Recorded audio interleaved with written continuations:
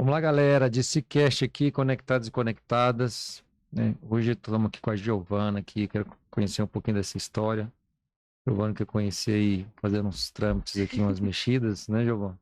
Através de um amigo aqui em comum e lá de São Paulo. Isso Conhecer um aí. pouquinho dessa história aqui, né? Tem um escritório de advocacia.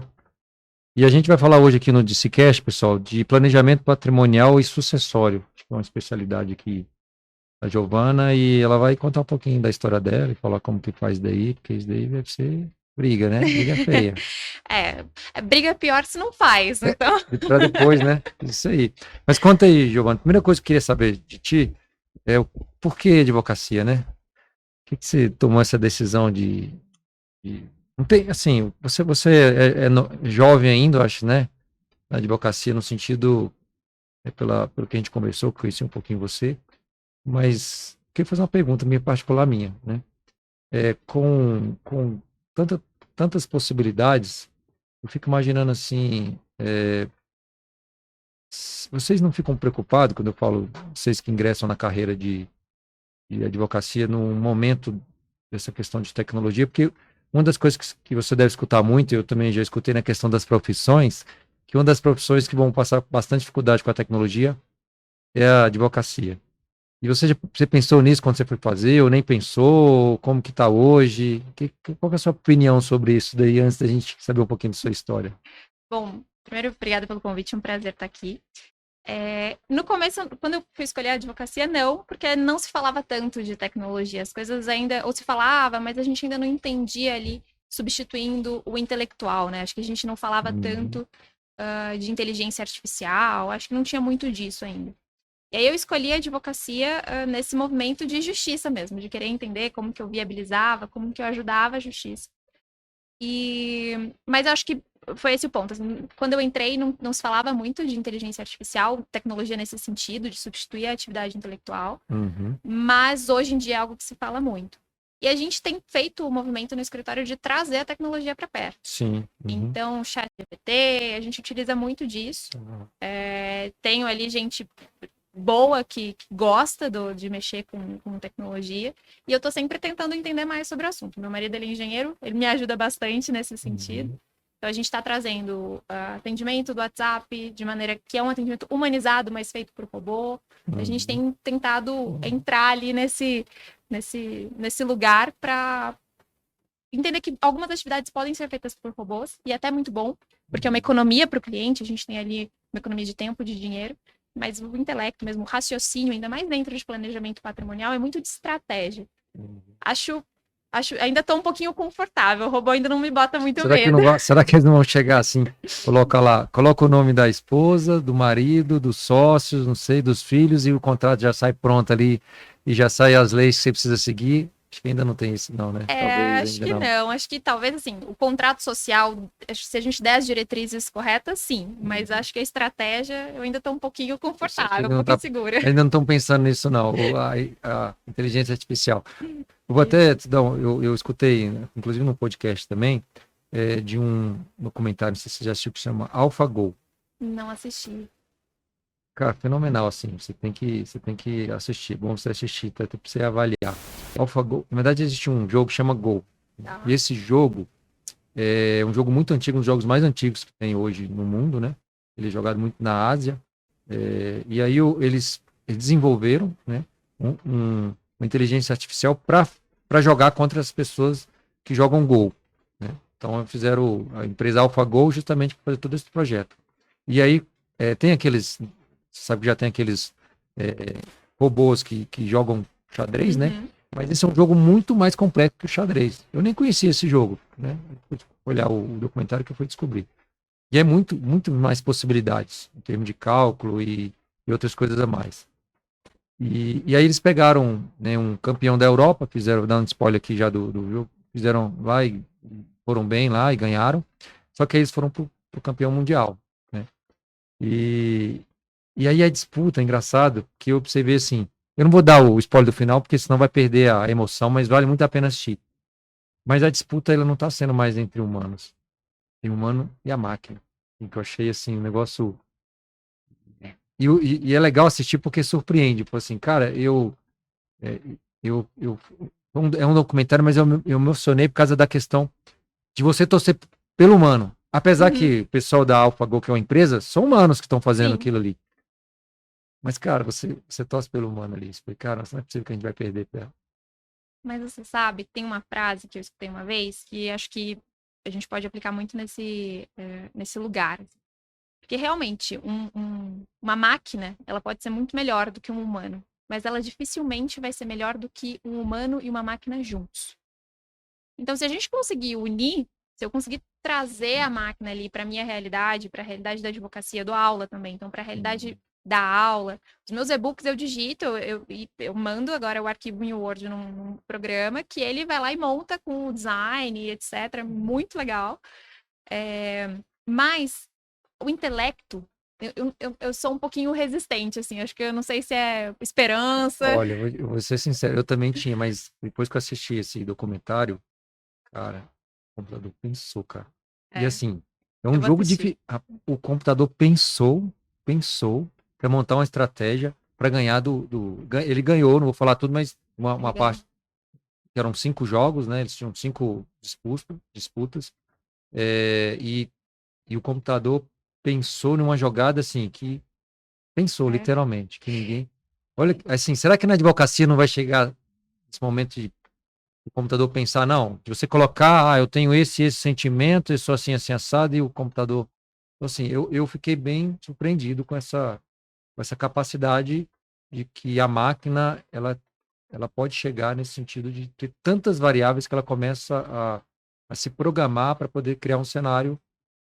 Obviamente que cenário programado, você tem que ter Uhum. todas as informações Tem a ali, diretriz. justamente. Então, vai mudar muita coisa daqui para frente. Ainda mais tem muita empresa que está aí investindo nisso. Concordo, mas eu vou te fazer então uma outra provocação.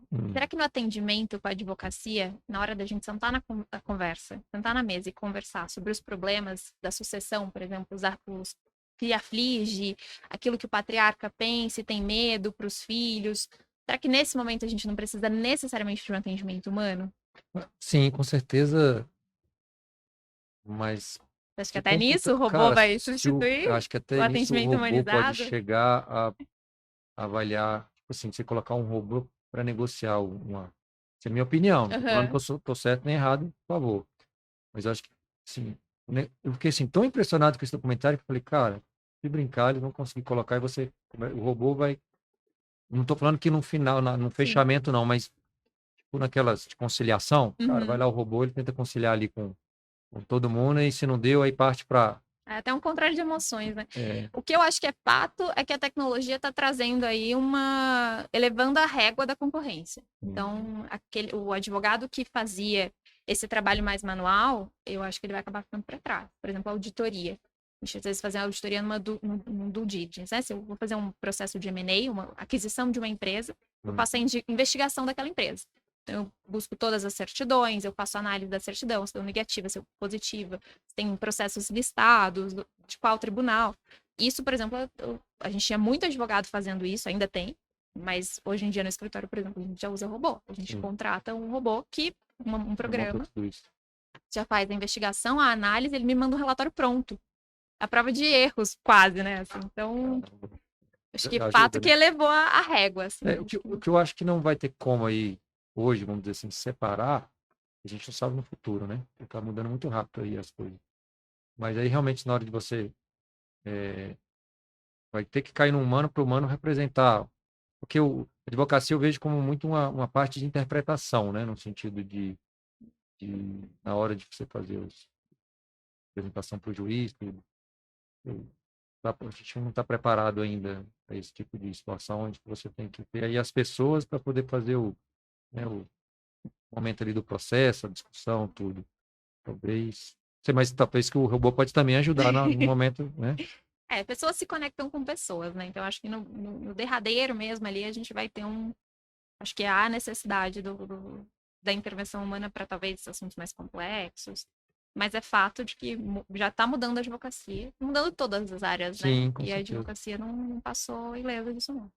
É que, assim, é um presente, na verdade, não é um futuro, é um presente que já está aí, né? Não adianta a gente querer fugir disso, entendeu? Eu nunca perguntei para um advogado, queria saber, né? Eu sou um advogado, no caso você é advogada, né? Mais jovem, não que eu tenha já uma experiência aí há algum tempo, mas vamos lá. Você falou que, por que você quis entrar na advocacia? Me explica aí, qual que é a... Eu quis entrar na advocacia, acho que um pouco desse senso de justiça e desse querer fazer parte da história. Querer ter algum poder ali de atuar e mudar os rumos, mudar a história dos meus clientes, né? Das pessoas com quem eu atuava. Eu entrei na advocacia, no direito querendo advocacia contenciosa, então eu achava que eu só ia conseguir mudar alguma coisa ou ter esse senso de justiça no litígio, então estando num tribunal, estando ali discutindo, defendendo os direitos do meu cliente em frente ao juiz. Atuei durante um tempo no contencioso, mas não rapidamente aquilo, eu falei, queria evitar o problema. Não é que eu queria discutir o problema, eu queria que traçar estratégia. Eu jogava xadrez quando eu era criança, joguei pela equipe da cidade, aquele tipo de coisa. Então sempre foi muito da estratégia e senti um pouco disso. Foi a hora, nesse momento, que eu descobri a advocacia consultiva. Que eu olhei e falei assim, caramba, eu consigo atuar com direito, com estratégia, com planejamento e não preciso ficar batendo carteira ali no tribunal, barriga no balcão do fórum e discutindo com o juiz. Eu consigo antecipar isso. Eu consigo mitigar esse risco. Bom, é nóis. Foi esse o meu raciocínio e foi claramente esse raciocínio. A hora que eu olhei, e ao mesmo tempo, eu sempre gostei muito do empresário. Eu sempre gostei muito da economia, de ver girar e novos negócios. Eu não tenho muito tino para novos negócios, assim, não é uma coisa muito natural. Mas eu sempre gostei de assessorar, de estar ali ao lado. Então, acho que quando eu encontrei a advocacia consultiva e de planejamento, acho que foi um pouco desses dois olhares. Assim, como conseguir fazer a diferença, evitando um problema no futuro. Então, eu não queria ter... Participei de inúmeros processos de inventário. Desgaste familiar, dilapidação do patrimônio. Mas aí o problema já estava feito, né? Exato, eu já tinha o problema. Eu já tinha ali pagando valores altíssimos de imposto, eu já estava pagando valores altíssimos de custas processuais e honorários advocatícios, eu já tinha discussão entre a família, dentro da família, vendendo patrimônio a qualquer custo. Então, às vezes, um pai, uma mãe que passou a vida acumulando patrimônio, fazendo a empresa travada, a empresa com operação travada, porque estava com uma discussão ali de inventário, uma discussão de divórcio. Eu falei, como é que eu consigo antecipar isso? Pagar menos imposto, evitar conflito familiar, ter uma organização ali societária que me permita captação de investimento para eu conseguir aumentar a minha produção, para que eu consiga expandir o meu negócio. E aí foi a hora que eu encontrei ali a advocacia consultiva. Eu descobri que ela existia, de fato, e que eu conseguiria me especializar e concentrar nela. Foi esse movimento. Mas a gente entrar nessa parte antes, queria perguntar, e os pais aí tiveram influência ou não? O pai ou a mãe? Ou vieram dessa área ou não? Não tenho. Tem nada de família ali, não? Não, tem alguns primos distantes, alguma coisa assim. Eu tenho um primo que... Pai, mãe, irmão e pai e mãe, não? Caso, não, meu pai é pecuarista. Ah. Minha mãe é professora. Ela era professora de escola pública até. Então, eu tinha uma vontade ali de dar aula, que foi o que eu consegui encontrar também dentro do direito. Meu irmão é mais novo, mas ele seguiu carreira militar. E era uma vontade, na verdade. Era uma vontade da minha família que eu seguisse carreira militar. Eu até dei uma namorada ali, passei no vestibular. Aí eu olhei e falei, caramba, acho que não é muito a minha praia. E aí eu tenho um primo do meu pai, que é advogado na capital, em São Paulo. E ele falou assim, vem aqui, passa um dia comigo. Vem entender qual que é a da advocacia. Vem ver como é um escritório. E eu passei um dia inteiro no escritório, um escritório gigantesco. Desse primo? Ele é... Primo do seu pai ou seu primo? ele trabalhava nesse escritório. Trabalhava. Passei esse tempo lá no escritório, um dia inteiro, conversando com um monte de gente, um monte de advogado. E na época eu ainda estava flertando também um pouquinho com o jornalismo, porque eu sempre gostei de escrever. Legal. E aí, até que um dos sócios olhou e falou assim, Giovana, você consegue escrever também, ajudar no jornalismo sendo advogada. Então, assim, acho que é um movimento que pode valer a pena. Você vai conseguir participar da história e fazer a diferença. Então, assim, não tive influência direta da família, porque não é pecuarista, outra professora. Tive uma tentativa ali, um flerte com um militar, mas... Mas no final, você, quando foi lá fazer a inscrição do vestibular, não, vou fazer direito. Direito mesmo. Exato. Sim. E não me arrependo nada. Acho, todo mundo que aparece falando, você quer fazer direito, faz direito. Acho ótimo. Abre muito espaço. Legal, tem um amigo meu, o Eduardo, ele é advogado em São Paulo. Você está em São Paulo também, né? Sim. E o Edu, Dourado, Eduardo Dourado, ele é advogado conceituado, assim. Ele tem uma oratória muito boa. Você é um advogado que, não vou dizer um consultivo, mas um que vai né, vamos dizer assim, que vai na a mão da massa mesmo ali para chegar ali no juiz, tudo tem que ser, ter uma boa comunicação, né? Então, Sim. uma vez ele falou, Rafa, você tem que fazer direito, cara. O direito, eu fico entre dois. Tem um amigo meu que é psicólogo, ele falou, não, faz psicologia, porque você tem que entender as pessoas. Aí ele faz direito, porque o direito vai te abrir outras oportunidades, né? Aí, Edu, quem sabe, hein? Legal, vamos lá. E hoje você está com o escritório, quando um pouquinho foi essa forma de chegar aí, esse trabalho até chegar no seu escritório próprio, né? Marcondes Naia, né? Que você hoje Isso. montou um escritório, como que foi essa de sair, tomar essa iniciativa de empreender, né? Na verdade, você é um Pois empreendedor. é, acabei empreendendo, né? Não foi fácil, eu confesso. Mas eu sempre, apesar de não me sentir à vontade para empreender diretamente durante toda a minha vida, eu sempre empreendi dentro dos lugares que eu estava. Então, entrei, trabalhei alguns anos na PwC, uma empresa de auditoria e consultoria tributária, acho que todo mundo, bastante gente conhece, que é uma das maiores empresas do mundo. E eu trabalhei com consultoria tributária lá, especializada em pessoa física. Então, fazia tanto a parte de mobilidade global para C-Level, quanto a parte de planejamento tributário e patrimonial de grandes fortunas. Saí de lá, e saí de lá porque estava me sentindo um pouquinho travada. Por ser uma empresa de auditoria, tem um aspecto um pouco mais conservador, acho. Enfim, de alguma forma, queria ir para um escritório de advocacia. E me faltava do societário, acho, da prática de societário. E fui para o escritório, trabalhei muito com societário, assumi a coordenação de um escritório muito bem conceituado em São Paulo, de planejamento patrimonial, trazendo, né, o que eu tinha de sucessão, os anos que eu tinha de consultoria tributária e também o societário, que eu já tinha acumulado também nesses anos. A tributação tem que sair junto daí, né? Se você não tiver ela ali, Não tem como. não monta um processo legal, né? Eu brinco que a parte tributária ele é o nosso semáforo. Então a gente pode pensar o desenho que for. Se o sinal está vermelho, se o tributário não é viável, a gente para tudo e fala, não, peraí, não dá. A gente precisa rever. Porque, infelizmente, no Brasil, a gente tem essa questão tributária muito forte. Quando a gente fala de tributário, nem o passado é certo, né, no Brasil. Sim, é verdade. Hoje nem o passado mais é certo, né?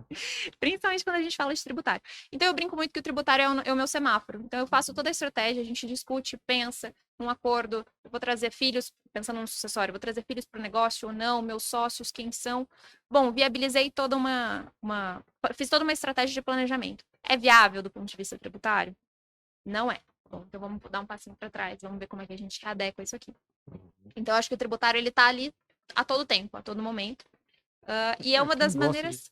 né? Desculpa, só te Imagina. corto, mas eu fico imaginando, né? Quem gosta da parte de tributação deve ser muito normal, né? Não é possível, cara, porque negócio que muda todo dia, as regras são bem complexas, imagina.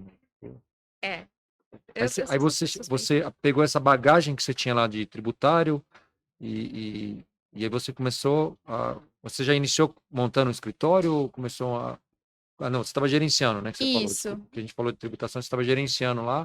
Quando fez exato. sentido agora você falou, não, agora eu preciso ter uma carreira solo aqui. Acho que começou a fazer sentido mesmo quando eu percebi que eu queria fazer mais as coisas do meu jeito. Acho que eu queria fazer mais as coisas do meu jeito. O fato de ter passado por diferentes lugares, então, passei por uma Big Four, uma das maiores empresas do mundo na área de consultoria tributária. Passei por escritórios de advocacia super renomados. E eu consegui identificar o que eu achava que fazia sentido ou não e para os meus clientes. Começou a ser uma demanda dos meus clientes. Giovana, por que você não tem o seu escritório? E aí foi uma coisa que convergiu, assim. Acho que a necessidade de clientes, eu tinha um cliente específico que estava precisando de uma demanda, estava demandando mais tempo do que eu conseguia ofertar dentro do escritório.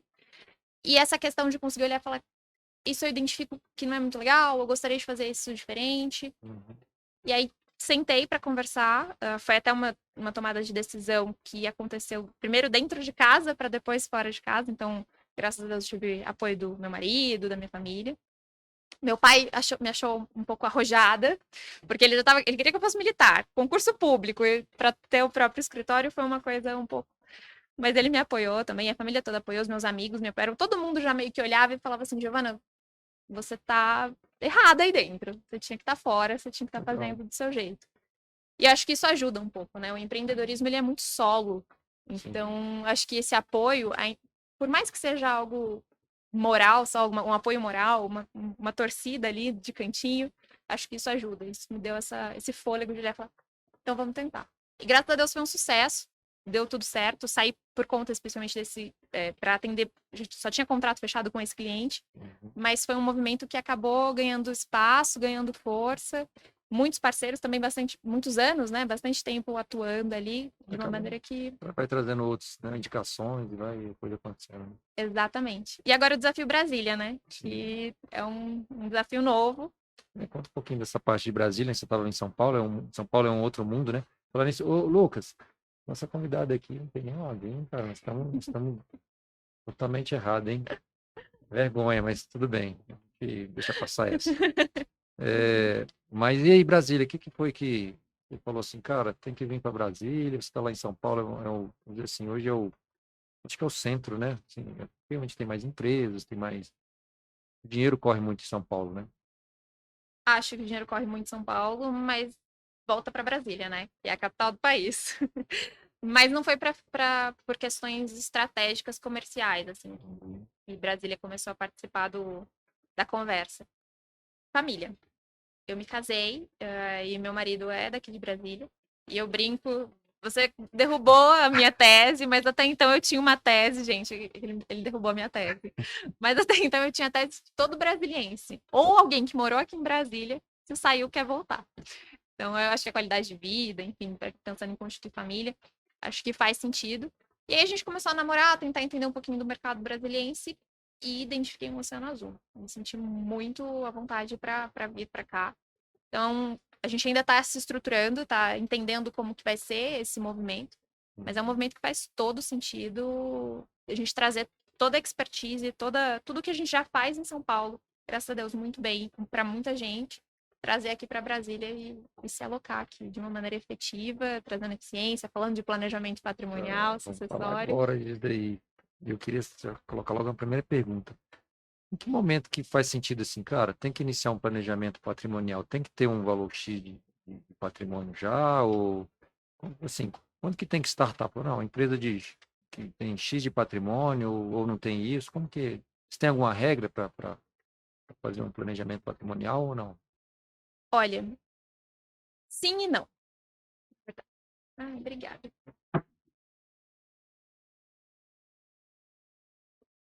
Desculpa. Sim e não, tá?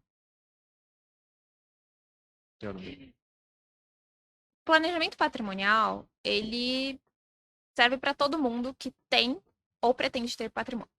Por quê? Uma estrutura, por exemplo, de alguém que quer começar a empreender. Se você já tem alguma estrutura, algum patrimônio acumulado e eventualmente, você já tem que começar a empreender com um mínimo de proteção do patrimônio ali.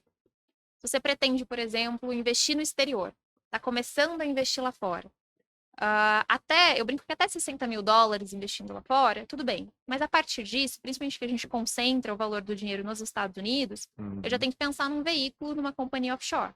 Assim, mas antes do valor do offshore lá fora, queria assim, a basezinha do planejamento patrimonial. Só para mim criar um cenário aqui. A Tá. pessoa tem só dois cenários. Primeiro, a pessoa é um funcionário público. Ela tem, é, ela tem de patrimônio lá, sei lá, a casa dela, apartamento, né? Um apartamento, vou botar números para, Tá. sei lá, um apartamento custa R$ 1 milhão, né? Ela precisa já avaliar alguma situação de patrimônio? Eu acho que não, a pessoa não precisa nem se preocupar com isso. Ela já pode se preocupar com isso sim. Já? Já. Por exemplo, se a gente coloca ali, pensando em inventário, Uhum. os valores de inventário aqui no Brasil, fora de valor de ITCMD, de ITCD, que é o Imposto de Doação e Sucessão, que é um imposto que hoje os estados estão autorizados a cobrar até 8%, a alíquota máxima é de 8% sobre o patrimônio ou doado ou a ser sucedido, o valor deixado de herança, mas que a gente já tem alguns projetos de lei para majorar esse valor. Tem projeto de lei que fala de 25%. Tem gente querendo tributar a 25% a sucessão. A gente teve o nosso atual ministro, que nas campanhas no ano passado se posicionava como querendo aumentar esse imposto, achando, e isso é na internet, né, isso é público, que eles têm mesmo essa proposta de majorar o imposto de sucessão. Então, se eu já tenho um patrimônio e eu tenho herdeiros, e aí o herdeiro ele não precisa ser o meu filho, minha esposa. No meu caso, eu sou casada, não tenho filhos. Meu marido ele é meu herdeiro. Uhum. Então, se eu tenho algum patrimônio, seja uma casa aqui de R$ 1 milhão ou muitos valores, mas se eu já tenho uma casa, eu tenho herdeiro, eu já tenho que começar a pensar em planejamento. Mas aí, no caso, por exemplo, a pessoa tem uma casa só, ela simplesmente ela tem que abrir uma empresa para poder fazer isso daí, ou basta fazer um contrato amarrado entre que os dois já ficam ali no contrato, ou tem que ter um CNPJ para ter esse imóvel dentro de um CNPJ, e que se acontecer alguma situação já tá resolvido, no caso, a transferência do imóvel ou uma futura venda, se quiser. É péssimo, porque advogado sempre faz isso, mas depende. Advogado Porque sempre tem dá essa uma resposta resposta. direta, né? Mas vamos lá. De repente, eu tenho ali.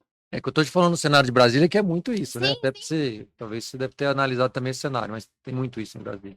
mas eu tenho que pensar, por exemplo, eu tenho um imóvel. Hum. Eu sou funcionário público e tenho um imóvel. Antes de casar, o que eu quero que aconteça com esse imóvel? Esse imóvel, ele vai ser partilhado com a minha esposa? Ele não vai ser partilhado com a minha esposa? Ele vai ser partilhado só no evento de sucessão? Ou ele não? Se eu me divorciar, mesmo esse imóvel tendo sido adquirido primeiro, antes do casamento, ele já é também da minha esposa. Mas vamos botar um cenário, né? Porque são vários cenários, igual você falou, realmente depende. Mas se já são casados, Tá. tem um imóvel. E o imóvel está no nome só do marido, né? E são casados com comunhão de bens. Então acontece União alguma parcial situação. de bens foi adquirido na constância do casamento, esse imóvel. Justamente. Então, no sentido, vai ter uma separação, ou se tiver uma separação, ou caso tenha algum do casal, aí começa o problema, né? Eu tenho herdeiro? Não, Filho? Tem descendente? vamos colocar que tem filho também, para poder complicar mais. Então, ou seja, o casal tem um imóvel no valor de 1 milhão e tem 2 filhos. E aí, o que ele, assim, já faz sentido ter alguma organização? Eu Já? acho que sim. Acho que a gente já pode pensar na estrutura de uma holding imobiliária, Uhum. já pensar em passar isso para o nome das crianças, já fazer essa estrutura. Se não tiver filhos, poucas pessoas sabem disso, mas o meu cônjuge, se eu não tenho filhos, ele concorre com os meus pais, com os meus ascendentes, É mesmo? na herança. Olha só, galera. Fique ligado aí. Então, se eu não Se a tenho sogra, aquela descendente, sogra que você não gosta, viu? Ou então, né, aquele sogro ali que não está se dando bem. ele concorre. Então, por exemplo, vou voltar até no cenário sem descendentes. Uhum. Um casal, casado, funcionário público, tem um imóvel, é o único patrimônio do casal. Se eu tenho o falecimento de um dos cônjuges, o imóvel foi adquirido na constância do casamento. Então, é metade de um, metade de outro, já que é um regime de comunhão parcial de bens. Se eu tenho o falecimento de um dos cônjuges... Deixa eu dar um passo atrás antes de chegar nesse falecimento. Mas o imóvel está registrado só no nome do marido. Já tem problema aí ou não? Não tem né? problema. Tá. Não, Aí não teria questão de vai ter que transferir para a esposa, já teria as taxas de. Ou não, já vai de vou ter automático. emolumentos, Vai ter. mas eu não vou ter ITBI, porque se eu tenho pagamento de TCMD, se for... É porque, vamos lá, voltando. O imóvel ele é dos dois e está no nome só de um. Uhum. Se o imóvel se ele foi adquirido na constância do casamento de um regime de comunhão parcial de bens, o imóvel já é dos dois. Entendi. Mesmo estando no nome só do marido. Mesmo estando no nome só do marido. Então, eu já tenho ali uma proteção, digamos assim, de parte do meu patrimônio já ser da minha esposa. Eu não tenho que discutir ali se está no nome só dele ou não. O que é cuidado? Conta bancária, porque às vezes eu não tenho controle de quais são as contas bancárias que meu marido tem. Isso é um problema recorrente que a gente trata. Sim, verdade. De sonegação patrimonial ali entre cônjuges. Isso é algo que existe. Acontece, às vezes está no combinado, às vezes não está no combinado. Mas a falta de organização, a falta de planejamento patrimonial cabe até aí. Porque às vezes o meu marido ele tem uma conta no exterior, por exemplo, que eu não sei. Ele não tá não tá no meu nome, não é uma conta conjunta. Cara, se ninguém souber, já era, né? E aí? Caramba. Porque aqui no Brasil a gente consegue oficiar ainda, a gente ainda consegue ser no exterior. E aí, por exemplo, às vezes eu tenho cliente que fala assim, Giovana, mas eu não queria comunicar. Não porque eu tô escondendo o dinheiro, mas é porque é uma reserva de emergência. É porque eu não quero comunicar. Mas se eu vier a morrer, eu queria que minha esposa soubesse, assim, né? Uhum. A gente pode ter ali uma carta, deixar uma carta, alguma coisa do tipo, ou eventualmente colocar isso em testamento. Então, eu coloco no testamento não só para dizer o que vai para quem, mas Mas também eu tem que ser posso um dizer o que eu testamento tenho. guardado, então, né? Porque se ele não quer que a esposa saiba, ela não pode saber do testamento. O testamento Caramba, vocês devem pegar uns perrengues, hein? tem. Tem umas histórias, depois eu conto algumas aqui, porque tem umas Ah, histórias quero muito saber, boas. sim. A história do testamento é uma coisa importante. O Uhum. testamento, ele se chama instrumento público de testamento.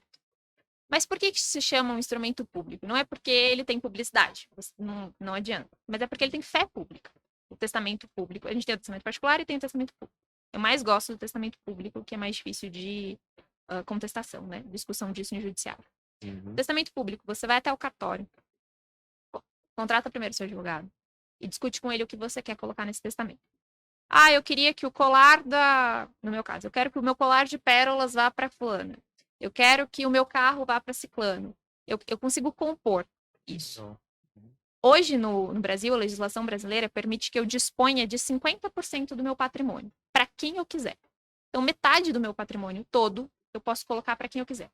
Instituição de caridade, meu esposo, minha mãe, minha sogra, meu filho, meu amigo, minha. hoje tem muito cachorrinho não pode receber, não. Porque não tem CPF, né? Olha, vai ter uma discussão isso em breve. A gente já discutiu, É, inclusive, isso no só- Pactante Nupcial. é Essa é uma das mesmo? histórias. E aí eu tenho 50% que eu posso dispor da maneira que eu quiser. Eu decido o que eu quero fazer com Vocês têm esse. matéria de psicologia em advocacia? Devia É, ter, né? é Nossa, quase isso que sugestão a aí, cara. gente, Tinha que ter às uma vezes. matéria de psicologia da advocacia, porque, Eu tive um imagina, módulo na faculdade, mas é, há muito tempo. Mas assim, a gente tem que também ser psicólogo. sim, com certeza. E aí, os 50% eu posso fazer o que quiser desse patrimônio. No testamento, só que de repente eu falo assim: olha, eu tenho 2 filhos e eu quero metade para cada um, e minha esposa, enfim, eu quero dividir ali de maneira igualitária os três, sem qualquer problema. De repente eu sou casado em separação total de bens e eu quero deixar tudo ali e 1/3 para cada um. Posso, não tem problema, eu tenho essa disposição. No testamento eu consigo colocar quantitativamente, então eu consigo pegar esses 50% e distribuir de maneira igualitária, ou preferir alguém em detrimento de outra pessoa. E também qualitativamente. Então eu consigo dizer, olha, a minha casa no Lago Sul vai ficar para fulano de tal. A minha casa no Noroeste vai ficar para fulano de tal. A minha fazenda na cidade de Goiás, em Rio Verde, no Goiás, vai ficar para. Eu consigo distribuir dessa forma. Uhum. E ali no testamento eu também consigo dizer, olha, a minha conta bancária no BB Américas, de número tal, fica para fulano. E ali eu contei que existe essa conta. Então, assim, e é um testamento sigiloso, é um ato unilateral, então se eu quiser revogar a qualquer momento eu posso, não preciso da autorização de ninguém. Quem fica sabendo? O tabelião e 2 testemunhas, eu preciso indicar 2 testemunhas ali, mas é absolutamente sigiloso. Se no dia seguinte o meu descendente, a minha esposa, bater na porta do cartório e falar: oi, tudo bom? Queria aqui marcar, saber como é que foi o testamento da Giovana, o testamento do Rafael. Não sei do que você está falando. Então, como que a pessoa fica sabendo? Só depois do falecimento. Ah, então o Depois, cartório fica com isso sempre guardado, se acontecer, porque ele vai receber o que acontecer com ele. O óbito você tem que a fazer no certidão de cartório óbito. de óbito, né? Ah, É exatamente interessante. isso. Isso passa em todos os cartórios do Brasil e fala, opa, tem um testamento aqui, calma aí. É exatamente isso. O que a gente recomenda? Sempre, por precaução, sempre fazer com o tabelião titular. Uhum. E alguns, aqui em Brasília tem também, alguns cartórios eles gravam, armazenam junto, obviamente, com sigiloso, mas eles gravam ali o momento da lavratura. Porque o tabelião ele vai ler, ele vai olhar e falar assim: Rafael, vou ler aqui tudo que está previsto, tá bom? Isso aqui, isso aqui, isso aqui. Você concorda? É de livre e espontânea vontade? Você está sendo Gravação mesmo, coagido? vídeo e guarda o vídeo. Caramba, é Igual, responsabilidade do cartório. alguns cartórios Gigante. já estão gravando. E é muito bacana. Então, assim, Das duas, você tem um documento ali, porque, assim, entre aspas, você tá meio que, acho que não vou dizer refém, mas você tá com aquela responsabilidade do cartório de trazer aquilo tudo à tona, porque às vezes a pessoa acha que não tem nada, quando chega, opa, tem um testamento aqui, peraí que sobrou um negócio bom aqui. exatamente. E aí é possível fazer isso, porque o testamento ele é sigiloso. Alguns clientes, a gente conta o teor do testamento para os herdeiros, às vezes faz sentido. Mas às vezes eu tenho cliente que, olha, eu não vou contar para ninguém. Às vezes tem um caso que às vezes acontece de filho fora do casamento. Uhum. que é algo que ele já prevê ali no testamento. Então existe, o testamento é o seu, o testamento ele é a disposição de última vontade. É como se assim, antes de morrer, te dessem 5 minutos de um microfone para falar o que você quisesse falar. Só que o negócio é pensar antes, né? Só que você pensa antes, exatamente. O lado bom é isso. Então o testamento, por exemplo, é uma coisa barata, a gente estava falando, né? Para quem é Uhum. planejamento. Para quem faz, né? Quem Vamos já lá deve para o começar a cenário ali. pensar. Da casa de 1 milhão, então ele vai fazer essa divisão lá e tem 50% que é. E os outros 50%? Que você falou que só pode estar em testamento 50%. Os outros É do 50%. Estado. Não. Em testamento eu posso estar tudo, mas Uhum. 50% eu posso dispor para quem eu quiser, sem qualquer obrigação. Uhum. Os outros 50%, a outra metade, ela necessariamente vai para os meus herdeiros necessários, que a gente chama. Então, os meus herdeiros são, se eu não tenho descendentes nem ascendentes, tenho o cônjuge, é o meu cônjuge. Se eu tenho Eu não sabia disso, descendentes, não. Ah, é? Quer dizer que se eu não quiser deixar nada pro meu filho, eu não posso. É o mesmo? Ou Estado pra não minha esposa. permite. Caramba. Então, se você tem descendentes e cônjuge, fica para herdeiros e cônjuges, descendentes e cônjuges. Se você tem ascendentes e cônjuges, fica para os ascendentes e cônjuges. A partir do momento que eu tenho descendente, o meu ascendente não recebe mais nada. Mas Uhum. se hoje, no meu caso, por exemplo, eu sou casada e não tenho filhos, Uhum. os meus pais concorrem com o meu marido numa eventual sucessão, Nos 50%. no meu falecimento. Mas se você colocar, por exemplo, que 100% é dele, não pode Não também. posso. É Eu só mesmo? posso dispor de metade. Caramba, essa daí é nova. Então não adianta brigar com a sogra, galera. Vai ter que fazer as pazes, porque. E sabe uma coisa que muita gente não sabe também? Hum, Existem alguns regimes de casamento, né? Os mais famosos são os três. Comunhão parcial de bens, em uhum, que tudo que eu adquiri na constância do meu casamento é metade meu, metade da minha esposa. A comunhão universal de bens, que tudo é de todo mundo, é metade de cada um. não importa que momento você entrou no casamento. Uhum, Exato. E a separação total de bens. São os três regimes que a gente opta, né? Os uhum, facultativos mais comuns. O da separação total de bens é o que tá no meu nome é meu e o que tá no seu nome é seu.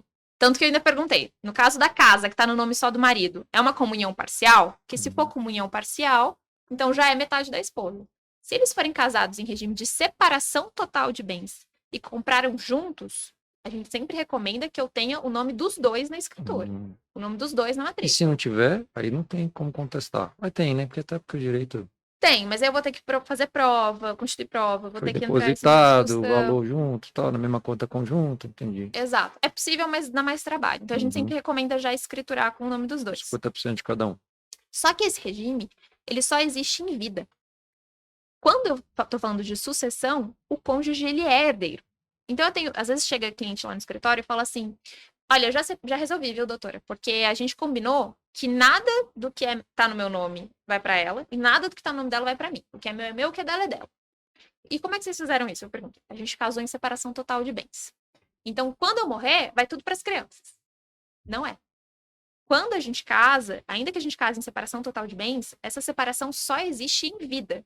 Se eu discutir divórcio, por exemplo, aí eu vou olhar o que está no nome de um é de um, o que está no nome de outro é de outro. Pronto. Não tem que falar de partilha de bens. Uhum. Mas se eu estiver falando de sucessão, então, exemplo, eu sou casada com meu marido, vou ilustrar aqui que a gente é casado em separação total de bens. Uhum. Se eu me divorciar, tudo que ele adquiriu no casamento ou antes dele, no nome dele, é dele. Tudo que eu adquiri, sendo na constância do casamento ou antes do casamento, é meu, tudo mais. Se eu venho a falecer, ele entra como meu herdeiro. Ah, então não tem como. Na sucessão, eu não trato disso. Eu não consigo colocar essa incomunicabilidade pelo regime. Se vocês definissem, vamos separar, cada um, não precisa nem, não tem, aí é menos trabalho, cada um tem o seu, Exato. acabou, não precisa discutir. Faleceu, aí entra na lei, vamos Ele dizer assim, na entra lei onde que ele vai ter o direito dos e ele tem 50%, direito. que Exatamente. seguindo a mesma regra, 50% da família. Exatamente. E é uma Interessante. coisa que a gente precisa pensar, ilustrando de novo, me usando de exemplo. A minha família, ela é pecuarista, então meu pai é pecuarista, meu irmão também mexe ali. A gente Uhum, tem propriedade, a gente tem terras. E o meu marido, ele é engenheiro civil, uhum, construtor. Ele hoje não trabalha na iniciativa privada, mas ele é engenheiro civil. uhum. O que meu marido sabe fazer com terra? Lotear. O que meu pai e meu irmão sabem fazer com terra? Botar gado em cima. Se eu tenho uma propriedade, por exemplo, que veio do meu pai, e isso acontece, tá? De fato. Eu e meu pai, a gente tem eu ajudo ali numa sociedade em que a gente produz gado. A gente tem produção de carne, de corte. Gado de corte. Se eu tenho, eventualmente, uma terra que é dessa sociedade e eu venho a falecer, eu tenho uma discussão dessa terra no inventário, eu tenho o meu pai, a minha mãe e o meu marido como herdeiros.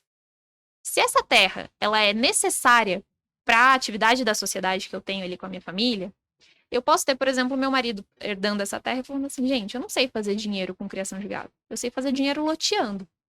E aí, de repente, eu tenho o meu marido loteando uma terra que era do meu pai, Não, uma terra que meu pai passou para mim, mas que é... Imagina. Então, assim, confusão que vira.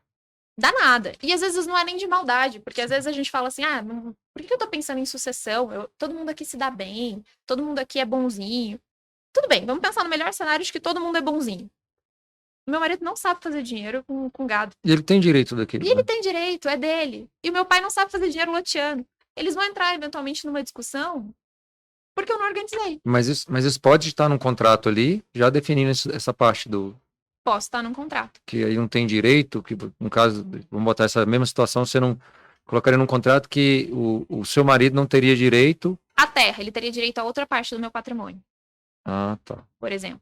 Mas aí não tem direito a 50%? Então como que É seria? 50% do todo, não é 50% de cada um dos Então bens. somaria o todo e aí tiraria essa parte. Eu poderia compor. Eu falei, olha, o Leandro tem direito a essa e essa e essa. Tá? As casas, por exemplo, apartamento.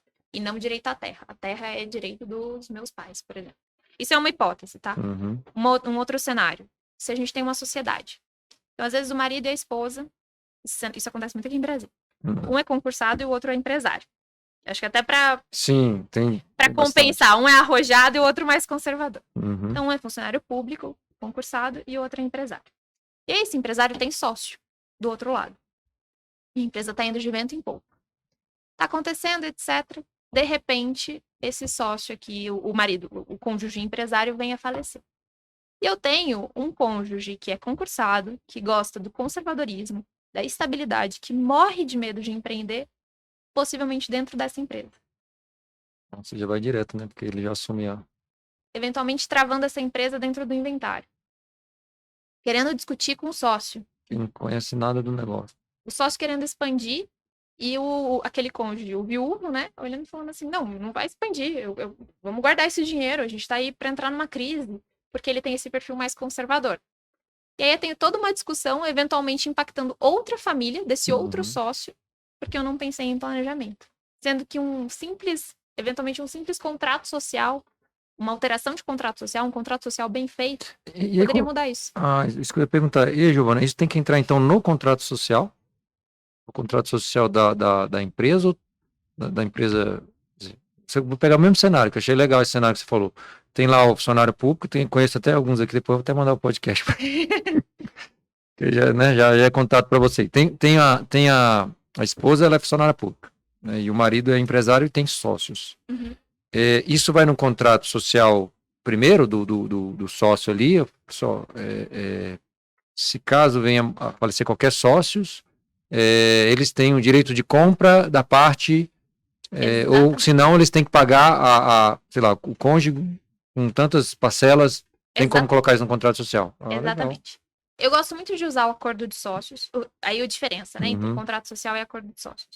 O acordo de sócios, ele é uma relação entre os sócios daquela sociedade e é um documento particular. Ele mas é um contrato também. É um contrato assim, legal. Que tem força de lei. Ah, legal. Um contrato que não é um acordo ali entre partes, não. É um contrato que tem que seguir aquele contrato de lei, conforme foi redigido. Exatamente. Registrado em cartório, tudo. Exatamente. Só que ele fica arquivado na sede da empresa. Ele não fica arquivado na junta comercial. O contrato social, ele é um documento público. Qualquer pessoa tem acesso. Se eu quiser aparecer lá e procurar o contrato social da Digital Connect, eu posso. Sim, que é melhor você fazer, né? E nem tudo a gente quer deixar... Qual que é o nome? Contrato? Você falou? Você já falou até pra mim. O acordo de sócios. Acordo de sócios. Então, se eu quiser, eu, Giovana, não tem nada a ver, quero bater lá e descobrir qual que é o contrato social da Digital Connect, eu consigo. Às vezes eu tenho que pagar uma taxinha de R$70 no máximo, via de regra, meio que esse valor, e eu tenho acesso a esse contrato social. E nem tudo a gente quer deixar público. Então, tem coisa que a gente vai colocar num acordo. Então, eu gosto muito de utilizar de acordo de sócios porque ele é mais robusto, eu tenho mais liberdade, eu coloco aquilo tudo que eu quero colocar naquele documento, que é um documento entre as partes, que tem força de lei, ele é válido, é um contrato que se chama acordo de sócios. O contrato social é esse documento constitutivo da empresa. Então, uma empresa, para ela existir, em regra, ela precisa ter esse contrato social regularizada, né? O que eu posso fazer? Giovana, eu não tenho dinheiro para contratar nenhum advogado de planejamento patrimonial. Eu não tenho condições nenhuma. Estou começando minha empresa agora, mas estou preocupada com essa questão. Coloca ali uma previsão no contrato social que herdeiros não entram no quadro societário. Que as cotas da empresa não vão participar de um inventário e que, em eventual falecimento de um dos sócios, a própria empresa vai adquirir as cotas em tesouraria. O que acontece isso operacionalmente falando? Morrendo um dos sócios, já vindo a falecer, a empresa adquire as cotas daquele sócio, mantém em tesouraria e paga o dinheiro. Quer dizer que não vai ter inventário, Giovana? Não, vai ter inventário. Só que o que vai inventariar? O dinheiro equivalente às cotas, e não as cotas. Então, eu não vou ter uma discussão de que herdeiro entra, herdeiro não entra. Não, eu liquidei aquelas cotas, as cotas são só daquele outro sócio. E ali eu posso prever, pago em... E aí, uma coisa que eu gosto muito de fazer, trazer eventualmente seguro de vida para isso. Então, a gente coloca um seguro dentro da empresa, que no falecimento de um dos sócios, a empresa recebe esse dinheiro e usa desse dinheiro para adquirir as cotas daquele sócio falecido. Esse final de semana eu ouvi falar sobre isso. Interessante. É muito bacana, eu gosto muito de usar. E aí a gente tira a empresa de inventário, eu tiro a empresa de discussão ali de litígio, coloco isso para o outro sócio aqui e os herdeiros têm acesso ao dinheiro. Simples. É uma maneira mais fácil de começar a cuidar do planejamento sucessório empresarial. Idealmente, a gente constitui um acordo de sócios, esse contrato que tem todas as previsões, falecimento, participa, não participa, porque às vezes eu não quero que cônjuge participe, mas eu quero que herdeiro, descendente participe, eu quero que o meu filho participe. Todas essas especificidades a gente sempre joga para o acordo de sócios, porque é um documento privado, um documento particular, e que eu tenho mais espaço para robustez ali. Não preciso de aprovação da junta comercial. O meu contrato social eu preciso de aprovação da junta. A junta precisa ler e falar, tudo bem, ok. Se ela não falar ok, eu não consigo registrar. Então, essas questões mais complexas, particularidades, sutilezas, a gente joga pro acordo. Mas esse cenário, Giovana, eu não tenho condições de contratar um advogado especialista em planejamento, eu tenho um advogado aqui da empresa. O que eu posso já para começar? Eu começaria pensando nessa alteração de contrato social. Tá. Perguntando só nessa, porque você vê assim, às vezes a empresa já tem um advogado ali, um amigo, o advogado da empresa, mas ele tem que ser especializado também, porque tem muita coisa, né, que você tá falando aí, eu falei isso. Ele tem que ser especializado, Rafael, mas assim, às vezes eu tô conversando com colegas. Às vezes eu tô conversando com colegas. 100%, mas fica 80%, 70%. É porque é a realidade do empreendedor brasileiro. Às vezes ele não tem condição de contratar. Então, assim, de fato, e eu tenho muitos colegas que me criticam disso, porque às vezes eu posto bastante coisa nas redes sociais, eles falam, pô, você tá postando aí, o pessoal vai começar a fazer, o ideal seria que contratasse a gente. Gente, eu não vou segurar conhecimento. Eu prefiro compartilhar, porque daí o empreendedor, qual que é a realidade do empreendedor brasileiro? Se ele não tiver condições de me contratar, ele não vai me contratar com ou sem esse dado. Assim, o fato dele ter ou não essa informação, eu não vou ser contratado. Só que ele tendo essa informação, ele pode chamar o advogado ali da empresa, por exemplo, e falar assim, olha, eu tive essa informação aqui, essa advogada postou isso aqui. Você quer tentar descobrir como é que funciona para a gente poder trabalhar em cima disso? Aí, de repente, é uma oportunidade para aquele advogado buscar, para aquele advogado se especializar, para aquele advogado conseguir ajudar. Porque eu estou falando da realidade dos empreendedores. Porque quem tem condições, a pessoa que tem condição de contratar um advogado especialista, obviamente é o melhor dos cenários. É o recomendado e o necessário. Mas e o empreendedor que não tem nenhuma condição de contratar, de pagar aqueles honorários de um especialista? Não é preferível ele ter acesso a essa informação por um podcast, trazer o advogado para a mesa e falar assim, olha, essa advogada está falando isso aqui. Vamos tentar entender? Às vezes o advogado ele se sente à vontade para me procurar, a gente marca uma conversa, eu explico, e aí a gente consegue fazer esse 80-20, melhor do que E assim, na prática, assim, vocês que já têm experiência de fazer essa parte, como que funciona? Vocês têm um roteiro para seguir as perguntas? Deve ter, né? Porque assim, família, tem filhos, não sei o quê, você quer separar ou não, você quer aparecer alguém, tem alguém por fora, deve ter todo questionário de umas 300 perguntas ou não? A pessoa vai contando a história e vocês vão escrevendo vamos dizer assim, a história do contrato, vamos dizer assim, do acordo.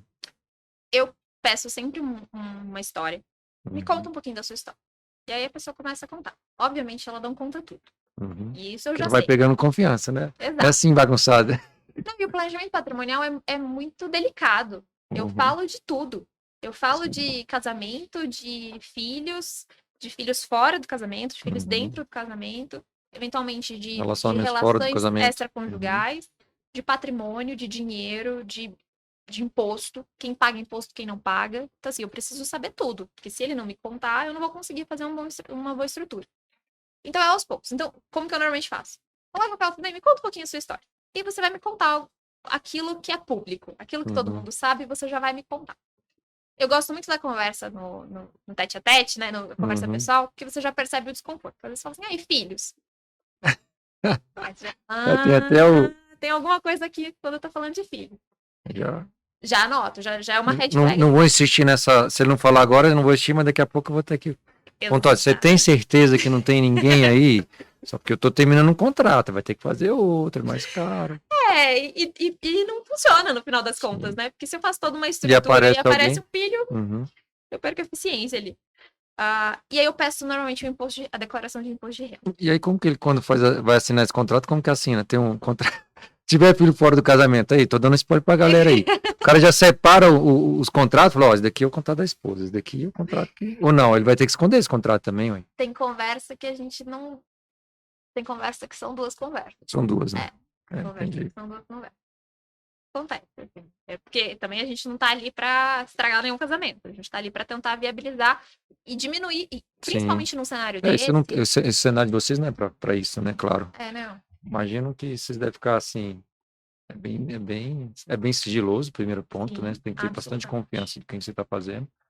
No caso, a pessoa que está contratando o serviço de empresas igual vocês fazem isso daí, mas é bem delicado também, né? Se for uma pessoa que tem algumas, vamos dizer, você tem que ser às vezes meio vista grossa, se tiver alguns princípios que você não concorda, porque É, não dá para misturar, né? eu Imagino, assim. converso às vezes, eu falo assim, olha, não tem juízo de valor aqui. Eu tô Uhum, trabalhando com fatos. Se você uhum. não me contar que você tem um filho fora do casamento, isso aqui vai dar um problema lá na frente. E a gente tá fazendo justamente para evitar problemas. Porque se você me conta, eu consigo talvez ter uma ideia ali, a gente ver como é que a gente vai gerir esse fato. Não é esse valor. Eu não tenho juízo de valor. A mesma coisa de imposto. Tipo assim, você recolhe todos os impostos? Não é juízo de valor. Eu não vou falar, nossa, ele não recolhe, ou nossa, ele não recolhe. Não é. Sim, não recolho. Estou sonegando. Então a gente vai ter que ver, a gente vai olhar para trás, o que a gente vai fazer com o fato que você está me dando. Então não tem juízo de valor, Uhum. não dá para ter. E você pode destruir, né, também no sentido de que alguns pontos que você falou ali, né? As pessoas falam assim, não tenho, não tô recolhendo impostos ali todos. Aí você tem que instruir, ó, não recolher tem esses riscos. Exatamente. Recolher tem essas vantagens. O meu trabalho ele é de gerenciamento de riscos. Então Uhum, ele olhar e falar assim, olha, aqui a gente está exposto, aqui a gente não está exposto. Qual é a opção? A opção é sempre do cliente. A uhum, escolha, por exemplo, de trazer o nome do filho para pensando, né, num caso uhum, extraconjugal, uhum, trazer esse nome para o documento é uma escolha do cliente. Eu não vou. A relação comigo, tudo que ele me contar é absolutamente sigiloso. O que ele me deixar, eu coloco no documento. O que ele não deixar, eu não coloco. Mas aí é sempre assim, a gente começa essa conversa, me conta um pouquinho, eu já começo a uhum, perceber um pouquinho do que ele tá sentindo, pontos de desconforto, o que ele gosta mais de falar. E eu peço, normalmente, a declaração de imposto de renda. uhum. A declaração de imposto de renda, ela às vezes não retrata de maneira fidedigna o patrimônio do cliente. Mas eu consigo pelo menos entender o cenário que ele tá e principalmente como a Receita Federal enxerga aquele meu cliente. Então eu já. Até porque você falou que você também fazia uma parte de imposto de renda também, né? Pois é, eu tenho uma fundação muito boa de Uhum, tributário, modéstia à parte, assim, mas eu consigo olhar e falar, e eu consigo identificar oportunidades uhum, simples. Holding imobiliário. Um instrumento sensacional, incrível, que eu acho que todo mundo tinha que. Todo mundo tinha que pensar se não é para si. Sabe? Holding imobiliário é igual testamento, você tem que olhar e falar assim, será que não é mesmo para mim? Porque existe uma chance muito grande de ser, se você tem investimentos imobiliários, se você investe em imóveis. A hora que eu abro uma declaração de imposto de renda, eu vejo ali ele pagando imposto sobre aluguel, por exemplo, 27,5% de imposto. Você fala assim, vamos jogar isso aqui para dentro de uma empresa e pagar 11%? Se a uhum, gente montar uma estrutura muito bem feitinha, a gente paga 11% de imposto, o cara que está pagando 27,5%. uhum. Ou então ele não está pagando imposto, mas ele tem ali na ficha de bens e direitos vários imóveis. Vamos colocar isso dentro de uma empresa para ter uma economia sucessória? A gente consegue fazer uma estrutura aqui para diminuir muito o pagamento de TCD, pagamento de imposto sobre a sucessão. Vamos já colocar essa estrutura. Quanto que é o pagamento de imposto de sucessão? É quantos por cento? Ele é de Depende do até estado? 8%, Até 8? depende Você do... falou que está querendo alterar para 25, né? Exato, depende do estado. É. E uma outra questão com imóvel, né, que a gente sempre fala. Quando eu falo de sucessão de imóveis, de propriedade de imóvel, o imóvel tem um condomínio civil, que a gente chama. O que significa condomínio civil? Unanimidade. Então, se você tem 3 filhos, e os seus 3 filhos são donos deste imóvel, os 3 filhos são donos de 100%. Eu não tenho maioria. 2 filhos querem vender e um quer ficar. Não vende. É mesmo? Condomínio civil. Mas Se é eu- uma forma de amarrar para não venderem também. Para Pode ser, proteger. mas às vezes eu quero que os meus filhos tenham essa liberdade. Eu quero que Uhum. eles consigam. Imagina, unanimidade é muito difícil. Unanimidade é um poder pro minoritário muito grande. Imagina se eu tenho 5 filhos. Eu tive um caso desse em casa. Meu pai, ele. Nossa, era uma casa. E eram assim, 10 herdeiros. 10 pessoas donas de um imóvel. Aí arrumava um preço, o outro arrumava um preço 10 mil mais barato. Só que era uma complicação danada. Aí ninguém queria, porque estavam querendo os 10. Algumas coisas assim, às vezes tão pequenas. A unanimidade dá muito poder pro minoritário, pro cara que tem uma partezinha. Se a gente coloca isso dentro de uma sociedade, dentro de uma holding, por exemplo, eu consigo prever ali, ó, quando que vai ser vendido, quando que não vai ser, qual que é o quórum de aprovação. Tenho 5 filhos, se 3 aprovarem, então pode vender. Só na minha morte. Eu consigo separar isso. Eu consigo, olha, enquanto vivo, eu tomo Ninguém todas mexe as nada. decisões. Uhum. Depois de falecido, vamos discutir maioria. Ou depois de falecido, ainda que o imóvel seja de vocês, que a holding seja de vocês, a propriedade seja de vocês, quem decide é sua mãe. Só vai vender alguma coisa depois que eu e sua mãe falecermos. Enquanto tiver um vivo, não vende nada. Caramba, muita coisa. É Deu pra muita coisa pensar, que a gente consegue colocar. é muitas opções, né, que dá. E isso daí você vai expondo pro cliente, tem isso, tem isso, tem isso, ele vai meio que um cheque, sim ou não? Sim, aí É um sim ou não? Sim, checklist. não, sim, sim, não. Mas Mas você pode vai... mudar depois também, né?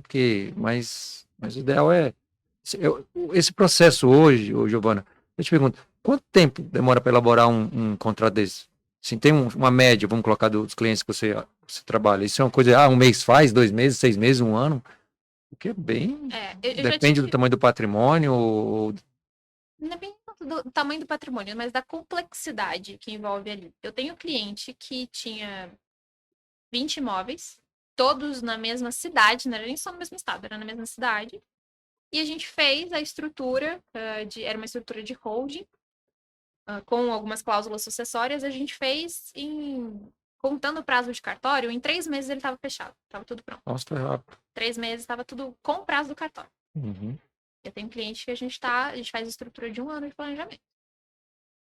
Mas é porque é mais complexo, ou porque eu tenho que trazer algum herdeiro para a mesa que é um herdeiro mais complicado, ou porque eu tenho eu brinco que assim, um cliente que tem 3 imóveis, um em cada estado, ele me dá mais trabalho do que um cliente que tem 20 todos na mesma cidade. É mesmo?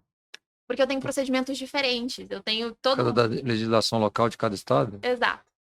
Então, você já pensou, né? Já pensei, eu falei, vou ter problema.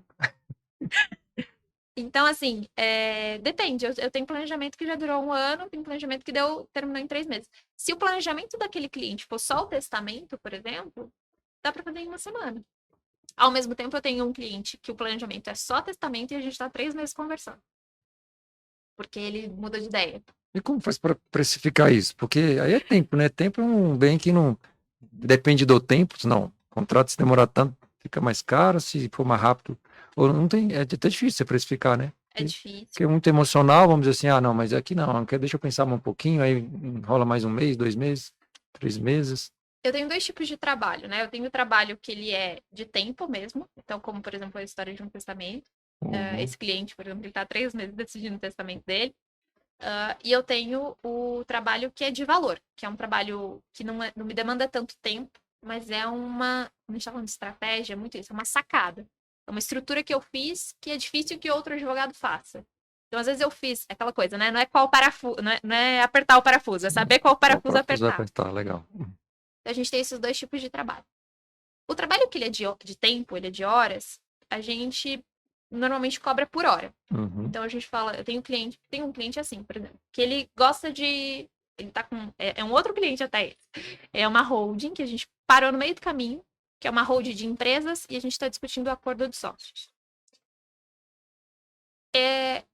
A gente, enfim, conversou e etc. E entendemos Só que... pedir um favor por causa do microfone, bota um pouquinho aí na Desculpa. frente, para não perder sua voz aqui, que é importante essa informação aí. Esse cliente, por exemplo, dessa holding, desse acordo de sócios, a gente conversa o tempo todo, porque ele está muito inseguro, ele pensa numa alternativa, pensa em outra alternativa, e partiu até dele virar e falar assim, doutora, começa a cobrar as horas. Então eu ligo o telefone, ou a gente senta numa reunião, liga um cronômetro, e começa a tocar esse cronômetro. E eu tenho um valor fixo da minha hora, e aí se for algum advogado mais júnior do meu escritório, né, mais novo, o valor é menor, enfim. Uhum. E ele paga no final do mês o quanto de hora foi consumido. Alguns trabalhos que são trabalhos já em caixinha, a gente já tem uma noção de quanto vai demorar. Uhum. Às vezes sai um testamento, por exemplo, esse outro que tá há 3 meses, o cliente vai e volta. Às vezes acontece e a gente entende que é parte do jogo, e enfim, absorve. Mas eu acho que é separado um pouco disso. O trabalho que é de horas, que é um trabalho que eu preciso de braço, é hora braçal, é hora de telefone, é hora de conversa. E o trabalho que é de sacada, o trabalho que é de estratégia, que não adianta. Eu gastei 10 minutos, mas você pode procurar qualquer outro advogado aí que ele não vai saber estruturar algo nesse sentido para você. Você tem toda a informação, você tem um cenário, se encaixa aqui, pela sua expertise e pelo seu tempo, né? Hora Você de voo. entra aqui. Às vezes, esse tempo que você tem, como você falou, é o tempo de bagagem que você já adquiriu em todos os outros processos, você faz bem rapidinho. Exato. Então tem essas duas formas que a precificação, ela depende de qual é o método ali. É variável. Eu não sou muito fã de cobrar sobre o patrimônio, assim. Porque às vezes a solução para um cliente é a mesma solução para o outro. Então, não é muito a maneira ali. Talvez cobrar em cima de economia tributária também é possível a gente fazer isso. Olha, eu vou fazer uma estrutura aqui que eu vou te economizar. Nossa, eu tive uma estrutura que eu economizei 10 milhões de reais do cliente. Foi mesmo? Nossa, coisa linda, hein? Você fala para deixar a parte patrimonial ali, o acordo entre os sócios e também as empresas ali, parte Foi. de Foi contrato social. Foi uma estrutura, assim, de negociação, de conversa, e que a gente economizou 10 milhões de reais do cliente. Então, assim, enfim. Então, dá para cobrar também dessa forma, né? Porque a gente chama de success fee, né? Então, a taxa de sucesso. O que eu tiver de economia, eu te cobro uma porcentagem. Então, eu vou economizar... Independente de quanto eu for economizar, eu cobro 10% daquilo que eu economizar para você. Aí, se eu economizei 100 mil, ele me paga 10%. Se eu economizei 50 mil, ele me paga 10%. Também é possível fazer essa precificação. Uhum, legal. E aí você falou aí nessa parte que foi uma preocupação muito do ano passado, né? Por causa da mudança de governo, das eleições, teve muita gente que ficou preocupada em relação à questão do dinheiro no Brasil, né? Por causa que não sabe a política, como seria, né? As decisões aí da parte econômica. E aí? Você falou ali, eu te cortei bem naquele momento, você falou assim, faz sentido a pessoa que tem 60 mil dólares ali já avaliar uma offshore para poder ficar com o dinheiro mais preservado numa situação específica. Como que pensar nessa estrutura lá para fora? Esses 60 mil é pessoa física ou joga isso na pessoa jurídica? Hoje, como que, para quem faz sentido ter um offshore, né? Que você ia conversar e acabou a gente indo para outros assuntos. Eu acho que um passo antes, eu acho que faz sentido para todo mundo colocar um pouco do dinheiro lá fora. Uhum. Dolarização do seu patrimônio, ativo em moeda forte. Além da valorização do próprio dólar, você tem reserva do poder de compra, você tem uma estabilidade ali, né? Uma estabilidade um pouco maior, pelo menos pela moeda, por mais que a gente tenha ali uma discussão política. Então, eu acho que vale muito a pena a gente pensar em dolarizar o patrimônio, colocar parte do dinheiro lá fora. E Mas hoje tá. não gera uma despesa, por exemplo? Uma offshore você tem que ter uma empresa. Sim.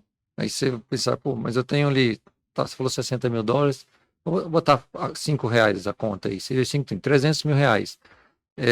Se ele não tiver uma rentabilidade lá fora, esse dinheiro daqui a 10 anos vai estar valendo, sei lá, 60 mil dólares vai dar 30 mil dólares, porque ele vai ter que estar, né, pagando alguma, sei lá, A taxa de manutenção da própria empresa. Da empresa que está lá fora, né?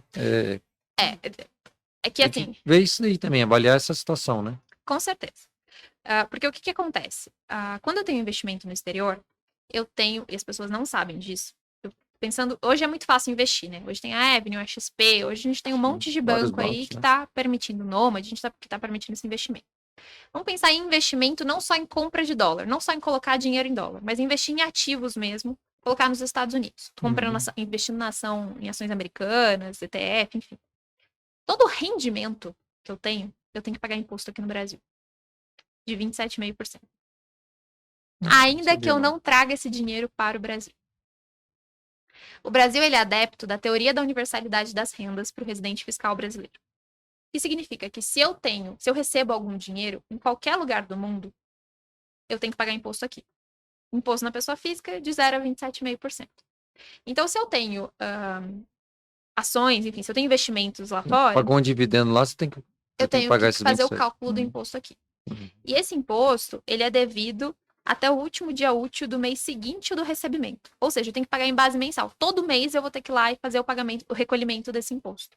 Eu não posso esperar até o final do ano, até o começo, por exemplo, do ano seguinte, para fazer esse recolhimento de uma vez só.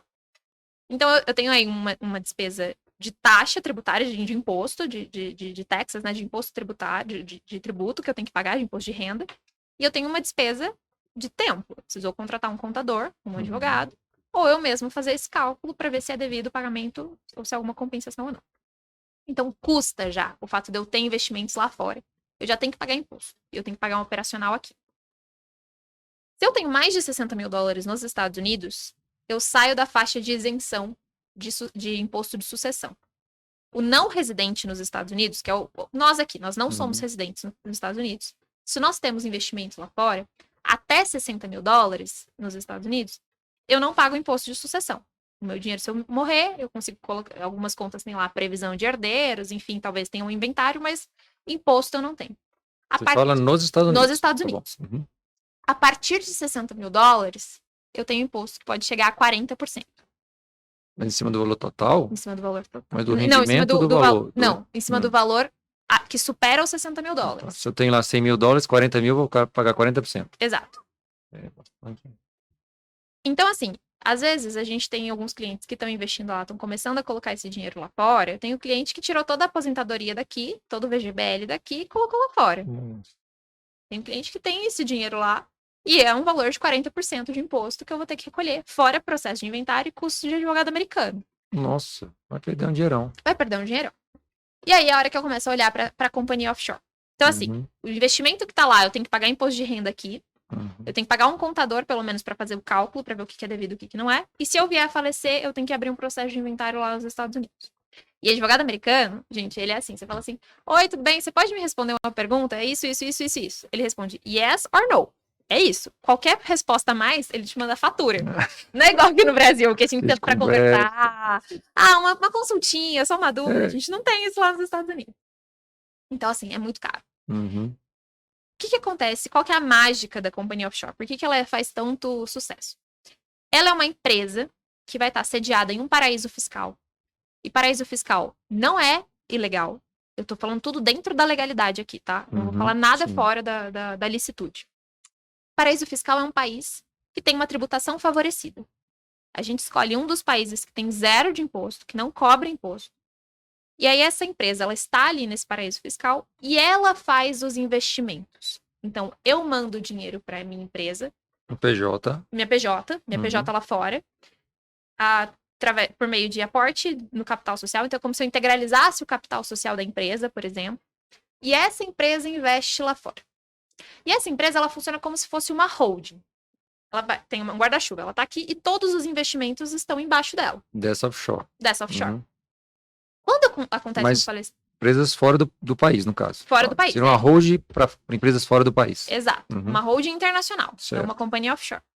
Essa companhia offshore, ela tá lá fora. Ela não é residente fiscal aqui no Brasil. Se ela não é residente fiscal no Brasil e o rendimento está lá fora, eu não tenho que pagar imposto aqui. Então, aquele imposto de 27,5% que eu estava pagando todo mês, porque eu estava recebendo esses rendimentos, ainda que eu não trouxesse esse dinheiro para o Brasil, ele caía na minha conta lá fora. Era a conta da Giovana. Podia não ser a conta Brasil Giovana, mas era a conta da Giovana. Eu estava pagando 27,5% toda vez. Agora ela cai na conta de uma não residente fiscal, ela cai numa conta de uma offshore. Ela cai na conta de uma PJ num paraíso fiscal. Mas você tem que ter um contador lá para fazer isso daí. Não paga imposto. Paraíso fiscal não paga imposto. Mas aí, para fazer a contabilidade, tem que ter uma empresa especializada lá, ou não? Não, a Não? gente vai chegar nessa Ah, parte é? da contabilidade. O paraíso fiscal, ele é um país não só que tem tributação favorecida, mas ele tem um monte de mecanismo que incentiva o investimento. Então, ele tem flexibilidade, ele tem sigilo societário, ele tem zero de imposto. Ele é um país que ele sobrevive. Esses países, tem vários lugares, mas os países do Caribe, por exemplo, que a gente usa bastante, esses países que é areia branca, coqueirinho, mar azul, eles ganham dinheiro com turismo e com companhia offshore, com taxa. Então, eles incentivam. E aí eu tenho essa offshore, que é dona desse investimento. Essa offshore sendo dona do investimento, eu não tenho que pagar imposto aqui no Brasil. Porque o investimento lá fora, o dono do investimento é lá fora, eu não tenho que falar de imposto aqui. Eu só vou discutir imposto se eu trouxer esse dinheiro aqui para o Brasil. Mas até trazer, eu pago zero de imposto. Eu tenho o diferimento desse imposto. E aí, do ponto de vista da sucessão, ela é um guarda-chuva com todos os investimentos aqui embaixo. Se os investimentos estão nos Estados Unidos, a empresa está no paraíso fiscal. O paraíso fiscal não tem imposto, nem de renda, nem de sucessão. Se eu venho a falecer, eu, Giovana, sou residente fiscal aqui no Brasil, eu venho a falecer, você concorda que quando os Estados Unidos olhar, o dono da conta continua vivo? Porque é uma PJ. Então, se o dono da conta continua vivo, eu não tenho que discutir inventário nos Estados Unidos. Então, eu já tirei esse problema de inventário, esse problema de sucessão, aqueles 40% nos Estados Unidos. Tá, mas Porque o dono da conta não morreu. ele não morreu, mas tem uma pessoa física por trás do dono dessa conta, que não existe mais. Não tá. Mas, assim, nos Estados Unidos eu não tenho Tá nada bom. pra falar. O que você tem que falar é PJ, porque o que tá lá é PJ, não é PF, não é pessoa Exato, física. é Tá. PJ. Os Estados Unidos, ele vai olhar pra conta e vai falar assim, quem que era o dono dessa conta? Era PJ. PJ não morre. Então, a discussão não é americana. É isso que ele vai falar. Tá. Minha preocupação é o dono direto. O dono direto é um paraíso, é uma companhia. A companhia não morre, não tem que falar de nada de imposto de sucessão americano. Não tem que falar. Aí eu subo ali pro grau do paraíso fiscal. O dono da companhia offshore é uma pessoa física. A pessoa física morre. Sim. Então eu teria que falar ali de impostos de sucessão. Só que como eu estou num paraíso fiscal, eu não tenho imposto sobre a sucessão. Então é zero de imposto. Também no caso de morte? Também no Então, caso por de morte. exemplo, se tiver 2 sócios na offshore, sei lá, esposa e mulher, ou 2 sócios numa mesma empresa, mas vamos botar esposa e mulher, fica mais fácil. Ele faleceu um, 100% já vai para o outro? A gente monta isso numa Monta estrutura, isso numa mas estrutura. imposto não tem. Entendi. Aí só vai integralizar o 100% do capital do que tiver na offshore. Exato. Coisa linda, hein? Se eu não tiver uma estrutura bem feita, eu vou ter que ter um processo de inventário lá para a jurisdição olhar quem é o herdeiro. Isso se eu não tiver uma estrutura bem feita. Imposto eu não vou pagar, mas eu vou ter um processo de inventário.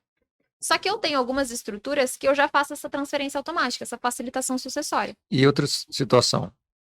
Só complica aqui. Vamos Aí lá. tem lá 50% marido e mulher. Ou 2 sócios. Eles foram viajaram junto.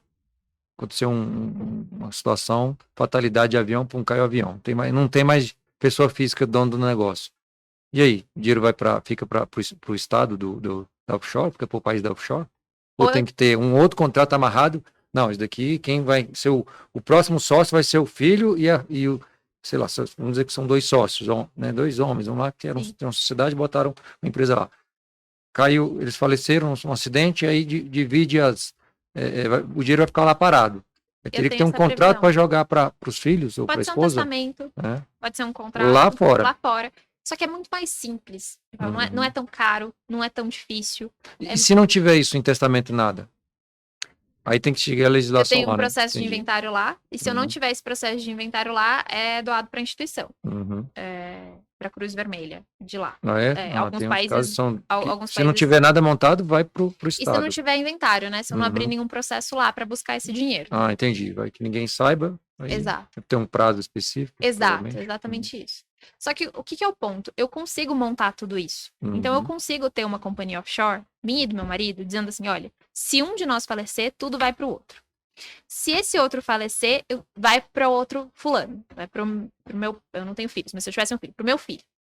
E aí eu tenho até 2 linhas ali. Se meu filho não estiver vivo, meu filho estava comigo no avião. Tem um outro filho, ou a minha mãe, enfim, eu consigo colocar isso previsto. Exato. Tem um limite? Tem. Aí o que a gente faz? Bom, eu e meu marido, eu tenho filhos. Ele veio a falecer, eu vou lá e eu reorganizo para colocar os meus filhos ali, na estrutura. Então eu tenho um tempo ali de reorganização. Mas eu tenho várias camadas para assim, abriu essa camada, uma nova proteção. Abriu essa camada, uma nova proteção. A gente vai colocando várias camadas de proteção. E aí eu não pago imposto de renda, Eu não tenho inventário, processo de inventário. Se eu faço uma estrutura bem feita, eu não tenho processo de inventário, então eu não tenho que gastar com advogado. Eu não tenho imposto de sucessão em nenhum lugar. Eu não tenho imposto nem no Brasil, nem nos Estados Unidos, nem no paraíso fiscal. A movimentação é feita a zero de imposto, a zero de custo. Para não falar que é zero de custo, custa $200. Que eu preciso atualizar o contrato social lá no país. Nossa, bem mais em conta. A gente passou por 3 processos de sucessão, infelizmente. Custa $200 e fica pronto em 7 dias. É impressionante. E aí, tá, e vamos colocar uma situação. A pessoa está com dinheiro lá. Tá. Sei lá, tá com ações lá nos Estados Unidos, vamos botar esse cenário. Tá com offshore e foi lá e vendeu as ações e pegou o valor e foi creditado lá na offshore, não tem imposto, né? Uhum. E ele quer usar o dinheiro agora. Tinha lá 100 mil, pegou $100 mil lá de ações e colocou dentro da offshore ou para investir de novo. Falou, não, mas eu quero usar o dinheiro agora. Aí você falou que para trazer para o Brasil vai ter imposto. Pode ter imposto. Pode ter ainda? Nossa, muitas possibilidades, hein?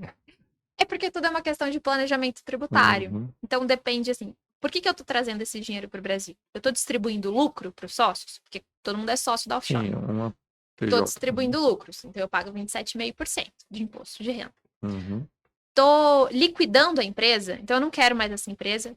Um cenário que aconteceu lá no escritório. O pai montou a estrutura offshore, com toda a facilitação sucessória e etc. 3 filhos. Ele veio a falecer, a mãe já era falecida, a esposa dele já era falecida, ele veio a falecer, os filhos receberam essa offshore, sem pagar imposto, inventário, nada. Tudo lindinho. Um dos filhos falou, quero trazer esse dinheiro para cá, quero liquidar a minha parte da offshore. Como que faz para eu trazer tudo isso para cá? Aí eu mudo a alíquota de imposto. Antes eu estava falando de 0 a 27,5%, ficava em 27,5%. Agora eu começo a pagar imposto em 15%.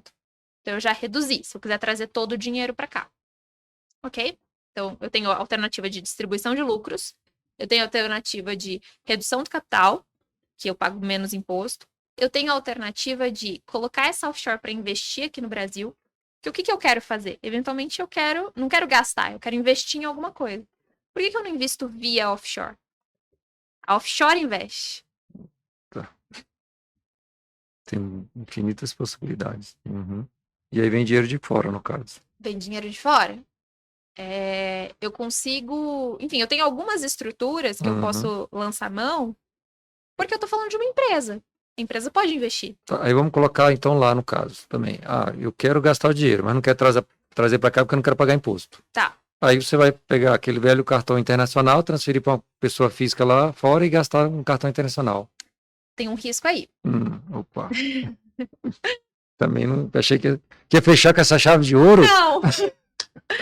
Que, na verdade, lembra que eu falei que toda vez que a gente recebe um dinheiro lá fora, ainda que não seja uma conta do Brasil, seja uma conta lá de fora, eu tenho que pagar imposto?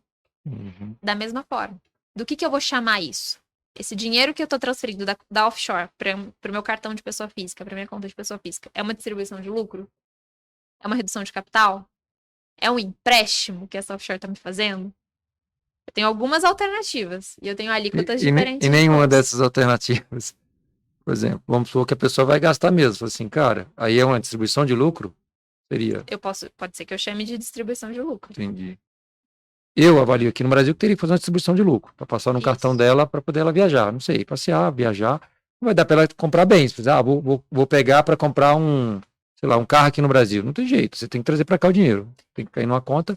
Mas vamos supor, o que eu gastar em termos de despesa pessoal, viagem, passeio, alimentação, tudo, eu vou gastar nesse cartão de crédito, porque ele é internacional, eu posso usar em qualquer lugar. Né? Isso. Mas aí entraria nessa parte de uma distribuição de lucro, então teria que pagar o imposto da mesma forma. Ou entra como distribuição de lucro, ou dependendo do arranjo contábil que eu tenho, legal, de maneira lícita, tá? Mas o arranjo contábil, eu consigo gastar até R$35 mil sem pagar nada de imposto. Sim, interessante. Então eu consigo ter esse limite de R$35 mil por mês, sem pagar nada de imposto. Ou então eu entro como distribuição de lucros. Que aí tem um imposto. Que daí tem um imposto de 27,5%. De 27,5%. Exato. Bem. Então, caso se ela coloca ali, talvez para essa empresa ter um lucro, onde que é 35 mil, ela vai usar o cartão de crédito dela até esse 35 mil mensal para fazer esse uso, né, do dia a dia, né?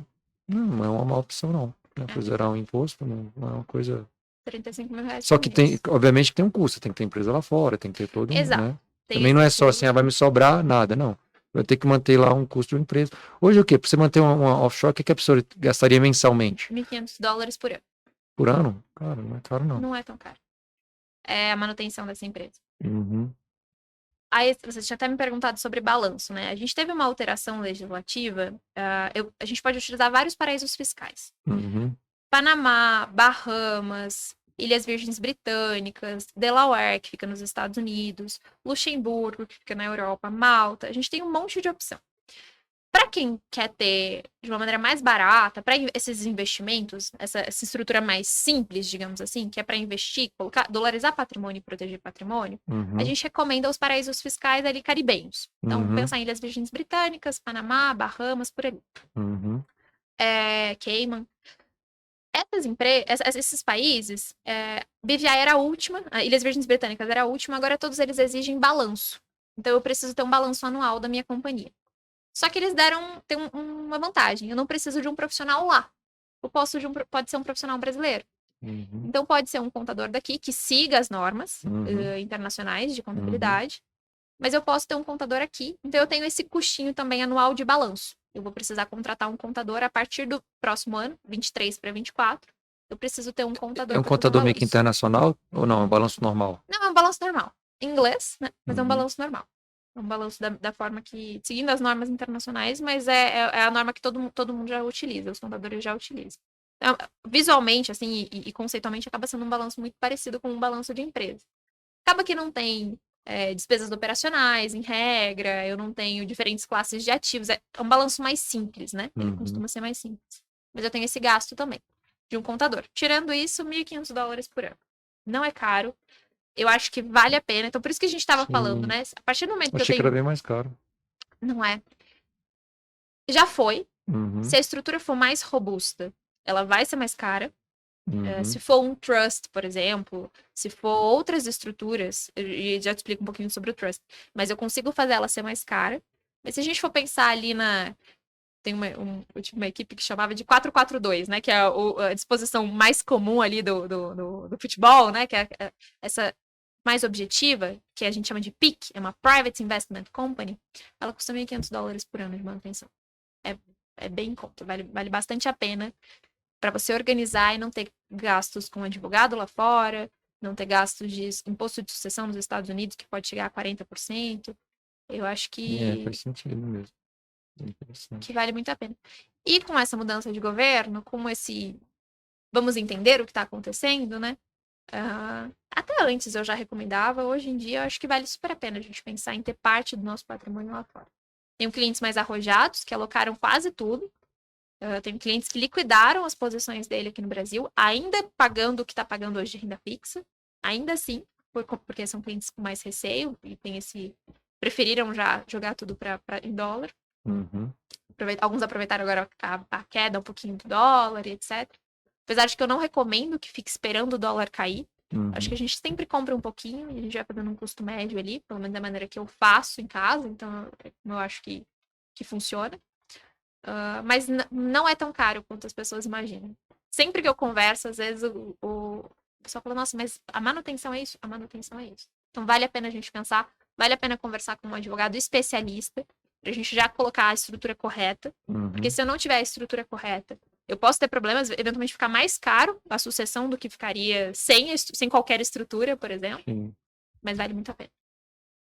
Caramba, vai bombar, hein? O Lucas aqui, o Instagram, não sei. Você vai deixar os contatos tudo aí. Passa seus contatos, né, Giovana, pra gente deixar aí nos comentários aqui do DCCast, porque depois nós vamos ter outras conversas aí, mas aí sim, aí não vai ter nada de câmera pra gente entender, mas a gente tem eu tenho um encontro aqui que a gente fez com alguns colaboradores esse final de semana, porque eu tenho uma premissa já na minha vida há alguns anos aí, é que você vai, como você diz, ganhando já uma certa idade, eu acho que você não tem, né, aprender uma coisa que eu não abro mais mão na minha vida, que é fazer do jeito certo que dá lucro. Então, se não for desse jeito, para mim não serve mais, né? Então, depois a gente vai conversar de fazer da forma mais correta possível para dar lucro, para poder, né, não ter nenhum tipo de despesa aí desnecessária e na falta de quem seja, ou minha, ou de quem seja que esteja junto no contrato comigo, para não não fica esse desgaste, que eu acho que a pior parte deve ser o desgaste, né, emocional que gera tudo isso.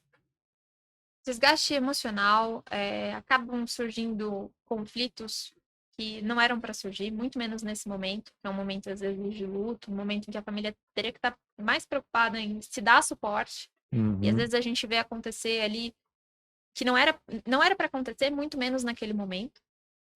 Quando a gente fala ainda sobre sobreviver, né, um dos cônjuges e os filhos, e é uma situação muito difícil.